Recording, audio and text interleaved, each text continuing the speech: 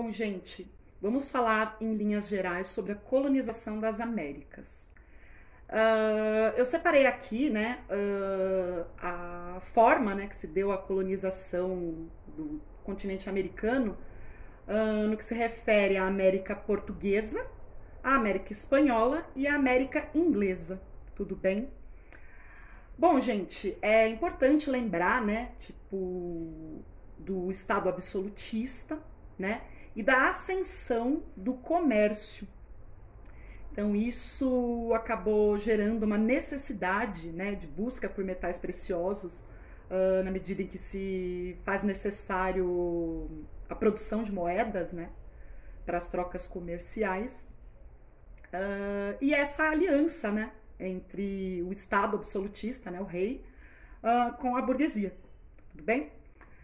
Então, a América Portuguesa, né, a gente está falando basicamente do Brasil, e é importante lembrar, né, da questão da descoberta, né, entre aspas, do Brasil pelo Pedro Álvares Cabral. E a gente tem que falar também sobre como se deu essa colonização, tá?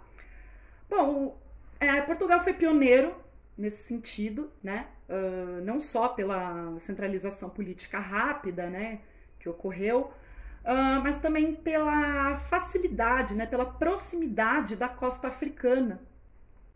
E nesse sentido você tem o estabelecimento de feitorias, né, ao longo de todo o continente africano. Isso acabou gerando, né, o fornecimento de muitos produtos vindos da África, né, ouro, marfim, e posteriormente os escravos, que vão ser utilizados de maneira compulsória na produção açucareira e cafeeira também depois da independência.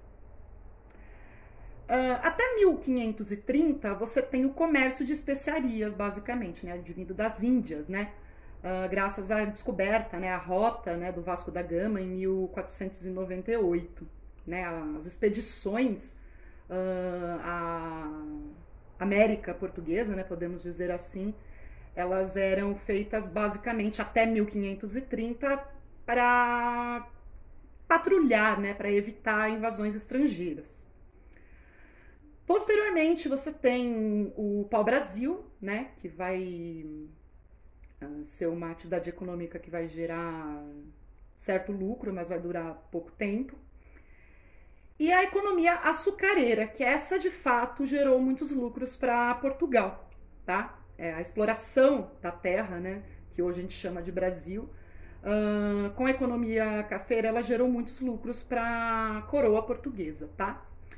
E esse sistema de produção açucareira, ele advinha de uma estrutura chamada plantation, tá?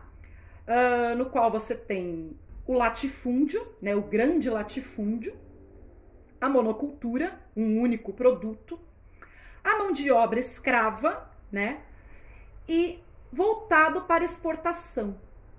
Tudo bem? Temos aqui também a questão do pacto colonial, que nada mais era do que um monopólio comercial da metrópole em relação às colônias.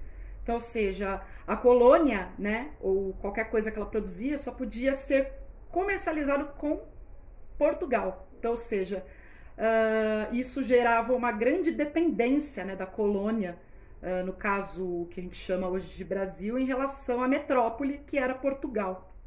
Tá? Isso vai gerar muita insatisfação, né? É importante a gente lembrar isso, né? A questão da escravidão também, né, vai gerar muitas revoltas, né? E a gente vai discutir bastante a questão da resistência, né? Tanto dos escravizados quanto da classe burguesa, né, que vivia aqui na América, em relação a essa dependência, né, que tinha da colônia portuguesa. Tudo bem?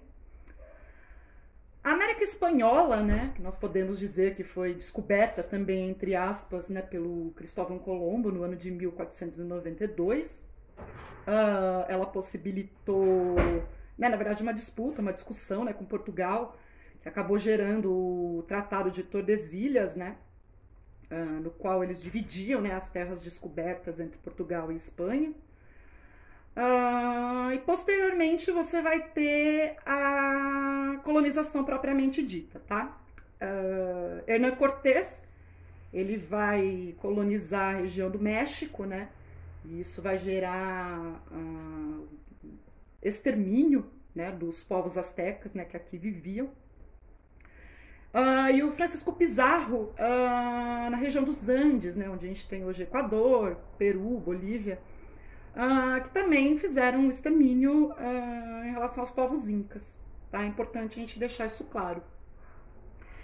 E eles basicamente partiram da exploração compulsória da mão de obra indígena, tá?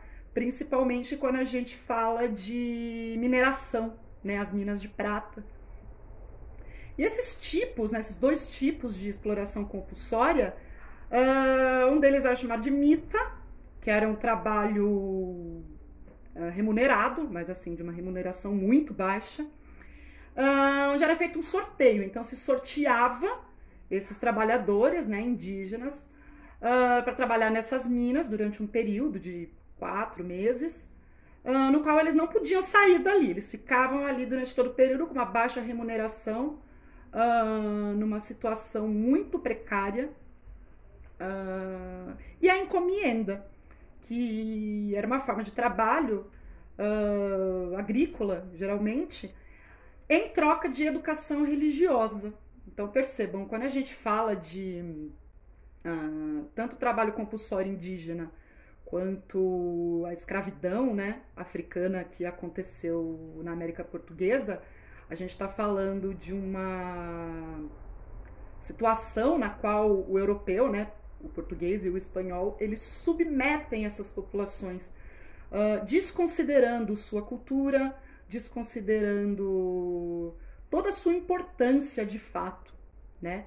E isso vai acabar gerando muitas revoltas, muitos movimentos de resistência, que nós vamos discutir mais profundamente quando a gente falar sobre os movimentos de independência e libertação das Américas, que tiveram uma participação muito importante, tanto dos africanos, que aqui estavam na condição de escravizados, quanto dos indígenas, que sofriam essa exploração compulsória na América Espanhola.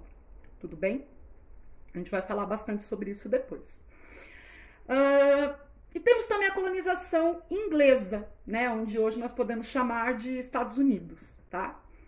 Então, nesse primeiro momento, né, no início da colonização inglesa, né, da América inglesa, nós estamos falando da costa leste da América do Norte, né, a costa do Oceano Atlântico. E lá existiam dois tipos de colonização, tá?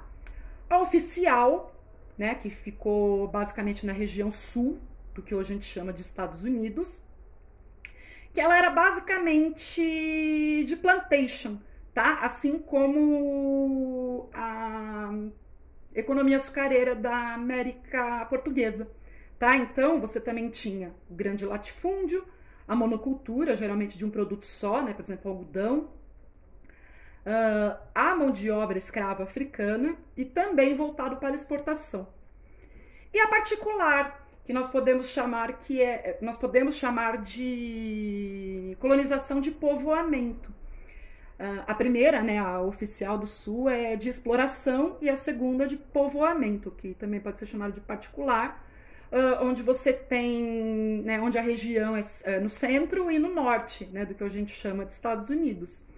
E era o oposto, né, era totalmente o contrário do esquema de plantation, né? Por quê? Porque ao invés de mão de obra escrava, a mão de obra era livre. A propriedade, veja o grande latifúndio, era uma pequena propriedade. Temos também a policultura ao invés da monocultura. Então, ou seja, eram produzidos diversas espécies de produtos, tudo bem? E o foco não era a exportação, e sim o abastecimento interno. Tudo bem? Gente, então a gente falou aqui de colonização das Américas, portuguesa, espanhola e inglesa, bem em linhas gerais, tá? A gente tem que deixar bem claro que a gente está falando em linhas gerais.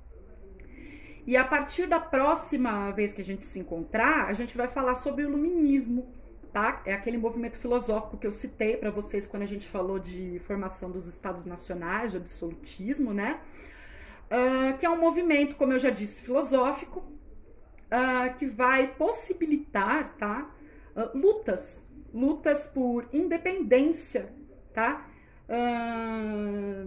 Na América, né? Tanto portuguesa, espanhola ou inglesa, como também vários movimentos, né? De contestação ao absolutismo na Europa. Tudo bem? Então, até a próxima. Tchau!